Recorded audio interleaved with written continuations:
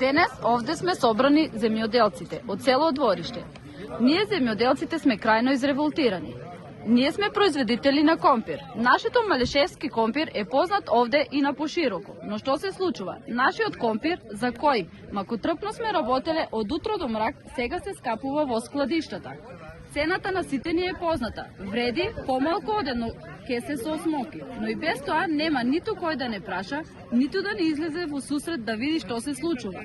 Наместо на пазарот да се троши нашето производство, пазарите се преполни со увозен сточен компир. Треба ли уште да го трпиме ние овие штети? А ова наше село со единствена екзистација од компир сега е оставено на милост и на немилост. Ние бевме единствено село без иселување, но сега, еве, секој ден сме се помалобројни и не знаеме со што ќе ги прехраниме нашите деца. Нашето производство скапува и нема кој да дојде да праша, ниту да ни помогне. Освен тоа, во ова село имаше само една фабрика во која имаше вработени. Но што се случи? На сите ни е познато. Дали некој ќе дојде да ни одговори? До кога планираат нашето село да биде под опсада 24 часа? Зошто фирмата која е со назив Дајц не се дозволува да се отпочне со работа? Таа фирма и дали некој од институциите ќе ни каже дали има било каков налог од било која институција за забрана за работа во фирмата или некој единствено си работи со своја глава демонстрирајќи сила?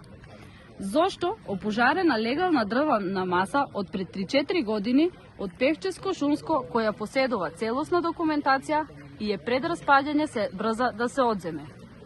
Се сомневаме дека со таа дрвна маса со голема количина сакаат да ја прикажат во јавноста како неопожарена дрвна маса од фамозонната кубикажа, која беше представена во јавноста, дали до сега е пронајдена или евидентирана? Зошто се врши тортура врз 15 семејства и се држат во притвор веќе 3 месеци невини луѓе, а уште никој ниту ги повикал на распит, ниту им објаснил зошто се во притвор? Зошто од наш приватен имот доаѓаат, одземаат празен трактор и со него одземаат најдена приколица со нежигосани дрва и ги носат во Шумското? Кој и со кое право го монтира ова? Дали некој од институциите ќе застане до нас да ни одговори и зошто денес никој не излезе овде пред нас да ни даде одговор на неколку прашања? Дали планираат да не остават на милост и на немилост нашите деца да страдаат и за корка леп? Бараме одговорност и бараме некој да излезе пред нас и да ни одговори на прашањата.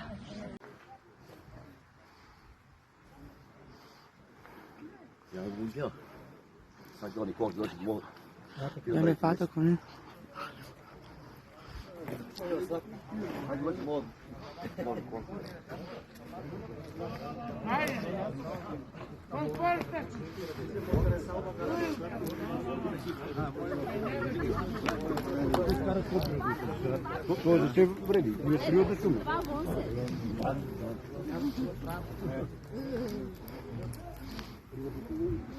Не работи често последно.